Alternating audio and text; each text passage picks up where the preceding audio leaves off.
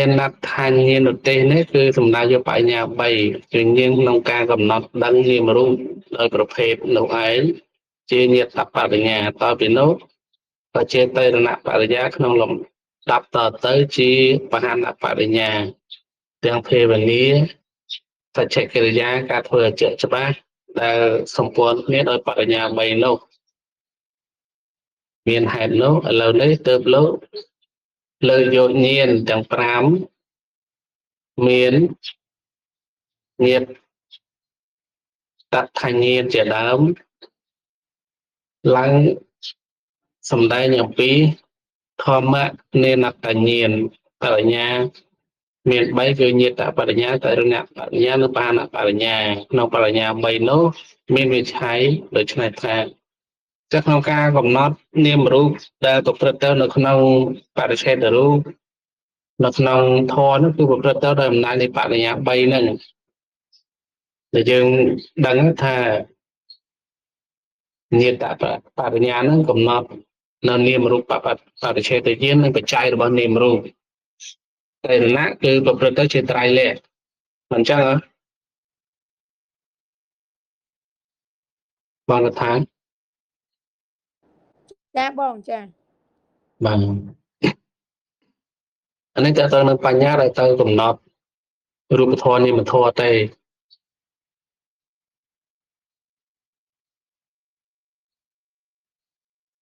តែនេះស្ងាត់ឈឹងអត់ឆ្ងល់ទេ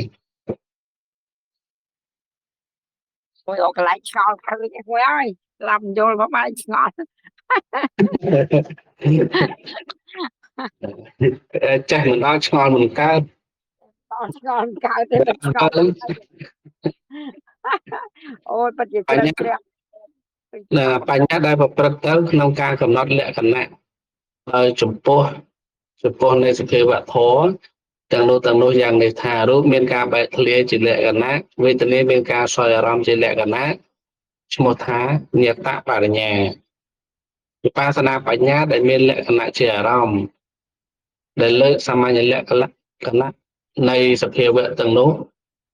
ឡើងប្រព្រឹត្តទៅដោយន័យជាដើមថារូបមិនទៀងជាទុកជាអនត្តាវេទនាមិនទៀងជាទុកជាអនត្តាឈ្មោះថាតៃរណបរិញ្ញាវិបស្សនាដែលមានលក្ខណៈជាអារម្មណ៍ដែលប្រព្រឹត្តទៅក្នុងធម៌ទាំងឡាយនោះដោយអំណាចនៃការលះសញ្ញាថាទៀងជាដើមឈ្មោះថាបហានបរិញ្ញាតែយើងរំកិលថាមិនទៀងឯងលះការទៀងឯងចាបើសម្គាល់ថាទៀងទៅលះទុកហើយលះសុខឯងចាលះសម្គាល់ថាអនត្តាហើយលះអត្តាឯងចាលះតែឥឡូវជាបហានបរិញ្ញាចាបណ្ដាបរិញ្ញាទាំង3នោះញាណតាំងអំពីសង្ខារបរិច្ឆេទញាណក្នុងការកំណត់សង្ខារធម៌រហូតដល់បច្ចយបរិក្ខញាណក្នុងការកំណត់បច្ច័យជាភូមិនៃញាតបរិញ្ញាមានន័យថាវិបស្សនាញាណពីរហ្នឹងនាមរូបបរិច្ឆេទញាណនិងបច្ចយបរិក្ខញាណហ្នឹងណានៅក្នុងអំណាចរបស់ញាតបរិញ្ញាដែលជាអ្នកធ្វើការងារហ្នឹងយល់ទេណាមីងចាខ្ញុំយល់បានភាពជាធំនៃការចាក់ធ្លុះលក្ខណៈចំពោះនៃសភាវៈធម៌ទាំងឡាយនោះឯងរមែងមានក្នុងរវាងនេះញាណតាំងអំពីកលាបៈសមសនញាណក្នុងការពិចារណាសង្ខារធម៌ដោយកលាបៈរហូតទៅយបញ្ញានុបស្សនាញាណក្នុងការឃើញការរឿយ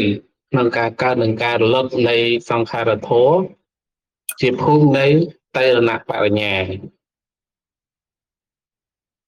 ចាំមានន័យថាពីសមសនញាណ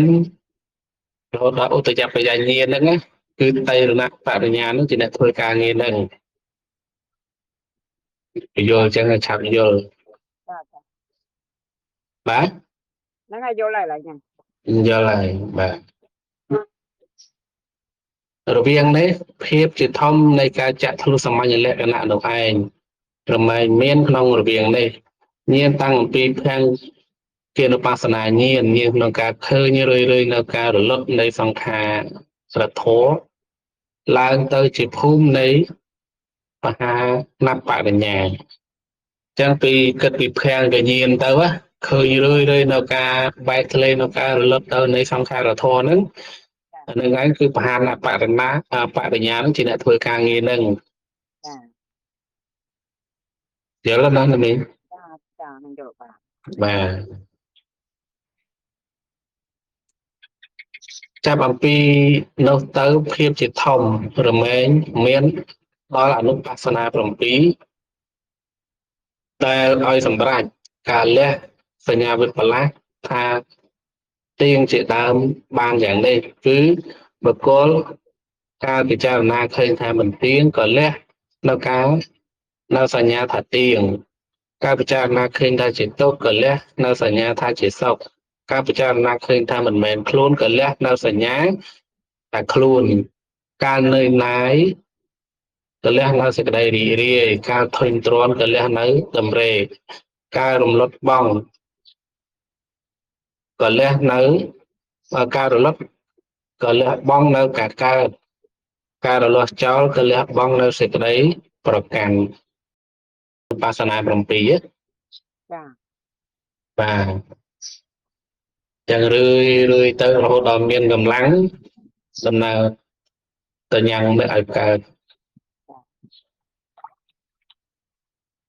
ឃើញរឿយទៅណាមីនអត់ទេ ទី1អត់ឃើញផងហ្នឹង អត់ទេតើទេ ចាំដល់វិបស្សនាអនុបស្សនា7ទី1គឺតកតងនឹងចែករូបហើយនឹងនាមបញ្ញានឹងទៅចែកប៉ុន្តែតែឃើញរូបនាមក៏ឈ្មោះថាប្រកបដូចគ្នាចា តែយល់ថាចែកនឹងចែកយ៉ាងម៉េចយល់វាដាក់តម្លៃពីគ្នាអត់ទេតែឃើញរូបហើយនាមក៏ប្រកបដែរចាតែឃើញនាមរូបក៏ប្រកបដែរអញ្ចឹងណាវាអត់ច្រឡំដូចខណៈលឺទេ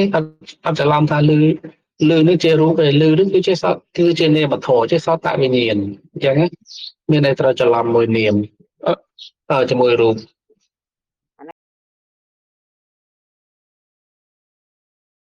មករឹងទេហ្នឹងហើយតាមពិតរឹងវាទល់វាប្រកបតែមិនចេះមិនដែរយើងអត់ព្រមទល់នឹងអារឹងហ្នឹង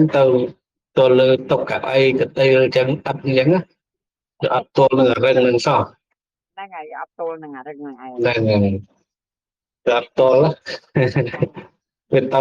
ទល់នឹងកៅអីនោះវិញទល់នឹងតុកអត់ទល់នឹងដៃទល់នឹងឈើណានោះតែប៉ុន្តែរឹងទេចាតែប៉ិតរឹងទៅយើងព្យាយាមដឹងរឹងហ្នឹងណាមិនហៅថាព្យាយាមដឹងកុំឲ្យវាទល់នឹងបញ្ញត្តិតែវាទល់នឹងបរមត្ថហ្នឹងគឺបរិកម្មដែរហ្នឹងបាទតែធម្មបរិកម្មហើយអ្នកដែលដឹងរឹងហ្នឹងគឺកាយវិញ្ញាណតែជានាមកាយវិញ្ញាណជានាមហ៎រឹងជារូបហ៎រឹងចារឹងជារូបហ៎បើរឹងជារូបបាទតែពេលដឹងរឹងជានាមចាដឹងថារឹងជានាមបាទអញ្ចឹងខណៈហ្នឹងនាមនឹងរូបកើតឡើងហ៎កើតបាទអញ្ចឹងមិនថាយើង ចឹងហើយអាហ្នឹងអើកើតអញ្ចឹងណាតែវិបស្សនាអត់កើតតណ្ហាទិដ្ឋិចាប់យកហើយបើវិបស្សនាកើតតណ្ហានឹងទិដ្ឋិអត់ចាប់យកទេខ្ញុំឃើញនៅក្នុងអត្ថកថាមួយកន្លែងដែលលោកសំដែងបើតែភ្លេចឈ្មោះអត្ថកថាហ្នឹងថាសត្វលោកត្រូវតណ្ហានឹងទិដ្ឋិទាញទៅបានព្រោះมันមានវិបស្សនាសត្វលោកមិនត្រូវតណ្ហានឹងទិដ្ឋិទាញទៅបានព្រោះមានវិបស្សនាចាបើមានវិបស្សនាគេនឹងអីទាញបានបើឃើញតាមសេចក្តីពិតអីណាបាទឃើញរូបធម៌តាមសេចក្តីពិតឃើញនាមធម៌តាមសេចក្តីពិតហើយនឹងឬក៏បច្ច័យរបស់រូបរបស់នាមអីហ្នឹងហ្នឹងហើយរងថ្ងៃយើងគឺតណ្ហាទិដ្ឋិហ្នឹងរលត់ហ្មងអញ្ចឹងអត់កើតឡើងបានទេមានអ្នកអីរបស់ផ្លប់ហ្នឹងរងថ្ងៃសិតរបស់បោកបាទអញ្ចឹងបាននៅក្នុងគណៈនេះរឹងមានពិតកំពុងមានកំពុងប្រកបតាមផុតថពាយតនៈ ប៉ុន្តែយើងអត់ទល់អារឿងហ្នឹងយើងទល់តែកទេតែຕົកអីហ្នឹងមែនអត់ ចាមែនហ្នឹង បាទតាមពិតរឹងទេណា ចាតែប៉ិតរឹងនេះណា បាទរឹងទេ រឹងទេប្រកបទៅគឺ សវណ្ណណាអង្គុយចាអីខែចឹងទៅវាមិនតន់អសុភាវៈហ្នឹងណា យើងព្យាយាមដឹងដោយសារវិបស្សនាយានហ្នឹងគឺលោកកំណត់ធាតុគឺធាតុ4ហ្នឹងណា ចា ដោយអំណាចនៃលក្ខណៈដោយរឹងជាដើមនេះសមថយានលោកអប់រំឲ្យបានឧបចារៈឬក៏អបណាធានណាហើយលោកចេញវិជាមកលោកកំណត់នាមធម៌គឺអង្គធានហ្នឹងនឹងធម៌ដែលសម្បយុទ្ធជាមួយនឹងអង្គធានមានភាសៈជាដើមហ្នឹងលោកម្នសិការៈឃើញថាជានាមធម៌លោកពិចារណាទៅរកបច្ច័យនៃនាមធម៌នឹងទៀតឃើញហត្ថយវត្ថុរូបនេះដែលជាទីអាស្រ័យហើយនឹងមហាពុទ្ធរូបតែជាទីអាស្រ័យនៃហត្ថយវត្ថុរូបអញ្ចឹងណា ចា បានលោកកំណត់ទាំងនាមទាំងរូបនឹងលើកឡើងកម្មត្រៃលក្ខណ៍ ចា ដើមចម្រើនវិបស្សនាអសវៈកិលេសក៏អស់ទៅតាមលំដាប់នៃមគ្គអញ្ចឹងណា ចា បាទប៉ុន្តែសម្រាប់វិបស្សនាយានិកគឺកំណត់រូបធម៌មុនលោកនៅក្នុងសតមៈក៏លោកបញ្យល់ដែរ រូបពធវាគ្រប់គ្រានាម បាទដោយគណៈរឹងអញ្ចឹងណាដូចយើងជជែកគ្នាបាញ់ថាគណៈនេះគឺមានត្រូវមនសិការៈទៅលើធាតុ4អញ្ចឹងដែលប្រកបនេះជាបថវ័យធាតុពីព្រោះលក្ខណៈរឹងកំពុងមានកំពុងប្រកប ចា បាទអញ្ចឹងហ្នឹងគឺជាបថវ័យធាតុអញ្ចឹងបាត់យើងបាត់ហើយកំណត់ឃើញបែបហ្នឹងគឺយើងគឺបាត់ហ្មង បាត់ ព្រោះជាធម្មៈរឹងនឹងជាធម្មៈតែពេលយើងបញ្ញាឃើញធម៌ហើយដែលអដ្ឋានត្តាហើយ ចា យើងក្នុងខណៈហ្នឹងអត់មានទៀតទេមានតែរឹងកំពុងប្រកប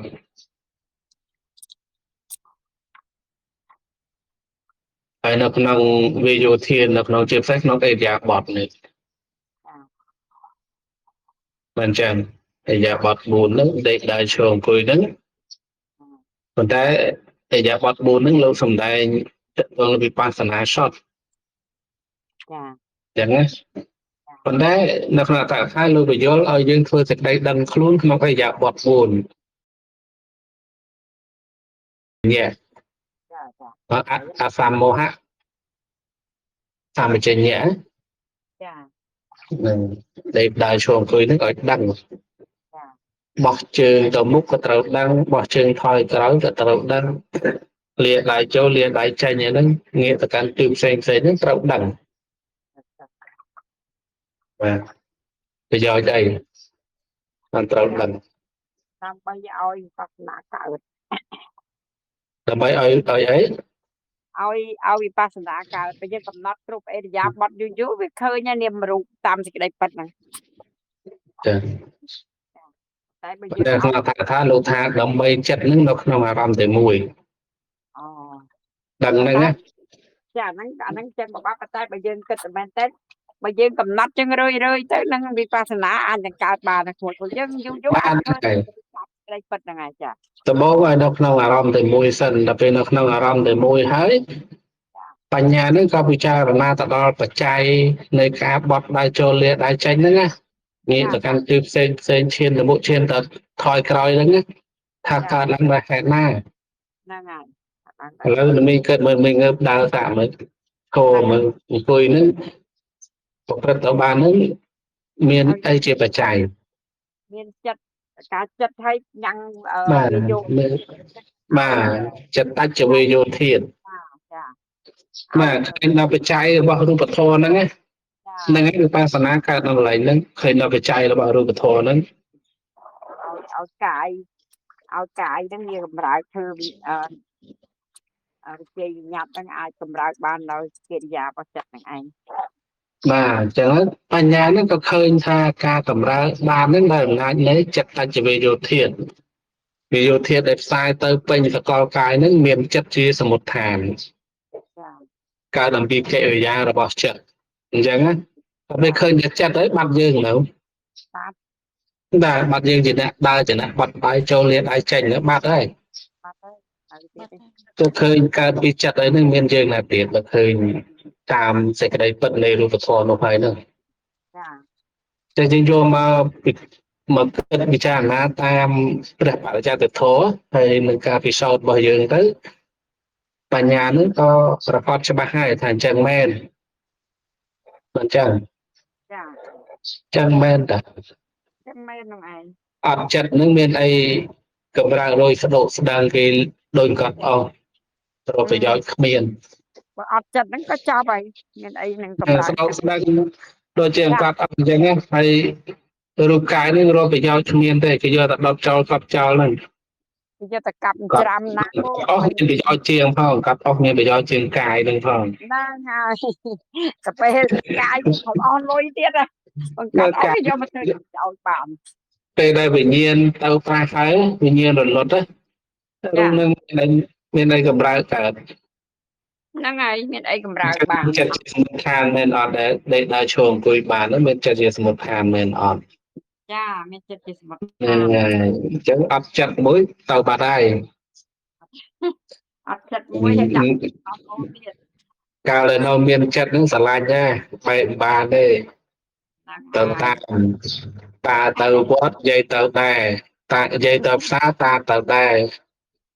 ពេលចិត្តហ្នឹងប្រះចេញទៅឆាប់យកចេញទៅកុំទៅយូរពេក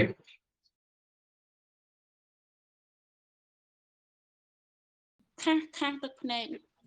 គ្រាន់តែឃើញគេដឹកសពឪចូលផ្ទះចូលមកចឹងទៅខ្ញុំរត់ចេញពីផ្ទះទៅនឹងអត់ចង់ឃើញទៅសងំផ្ទះគេឡើងមកកណាត់ថ្ងៃតើតល្ងាចបានម៉ែឲ្យបងទៅតាមរោមកតែដល់ពេលឃើញ មិនហើយមកពីអីមកពីបរិខេនស្លាយវិដេ5ណាសេចក្តីទុកហ្នឹងកើតឡើងសេចក្តីទុកណា ចា ប៉ុន្តែនៅពេលដែលបុគ្គលនោះសោយសោកយើងសោយសោកនឹងសេចក្តីទុកហ្នឹងរាគាបរិខេនស្លាយក៏កើតឡើង ចា បាទបរិខេនស្លាយរាគានស្លាយក៏ដូចគ្នាដែរចូលអារម្មណ៍នៅជាទីត្រេកអរជាទីរីករាយប៉ុន្តែនៅពេលដែលចិត្តហ្នឹងត្រេកអររីករាយនឹងអារម្មណ៍ហ្នឹងអត្ថអារម្មណ៍ជាមួយនឹងអត្ថអារម្មណ៍អញ្ចឹងរាគានុស័យក៏កើតឡើងអញ្ចឹងណា ចាបង អញ្ចឹងយើងសិក្សាធម៌ព្រះអង្គទៅហើយយើងមកសង្កេតពិនិត្យក្នុងជីវិតប្រចាំថ្ងៃហ្នឹងវាអញ្ចឹងមែនណាអញ្ចឹងព្រះអង្គអត់ឲ្យធ្វើមិនទេត្រូវតែព្យាយាមដឹងដោយអំណាចនៃសមថៈនិងវិបស្សនាឲ្យដឹងនៅរូបធម៌នាមធម៌នឹងតាមសេចក្តីពិតតែយើងអានខាងដើមមកតកតងនឹងធម្មបដិសម្បទាអដ្ឋបដិសម្បទាហ្នឹងណានៅពេលដែលដឹងនៅរូបធម៌ដឹងនៅនាមធម៌ហ្នឹងគឺជាអដ្ឋបដិសម្បទាទៅពេលដឹងបច្ច័យរបស់រូបធម៌កើតឡើងដោយហេតុណាខ្លះឬក៏នាមធម៌កើតឡើងដោយហេតុណាខ្លះឬក៏បច្ច័យរលត់នៃរូបធម៌នាមធម៌ហ្នឹងនឹងឯងឈ្មោះថាធម្មបដិសម្បទាប៉ុន្តែមានចំពោះតែព្រះអរិយៈទេដែលយើងរៀនមកហ្នឹងណាបដិសម្បទា4ហ្នឹងធម្មបដិសម្បទាអដ្ឋបដិសម្បទានិរុត្តបដិសម្បទានិងបដិភានបដិសម្បទាហ្នឹង ចាបង វិបធជន វាវត្ថុជន កើតចំពោះតែសេខភូមិហ្នឹងអសេខភូមិប៉ុណ្ណោះ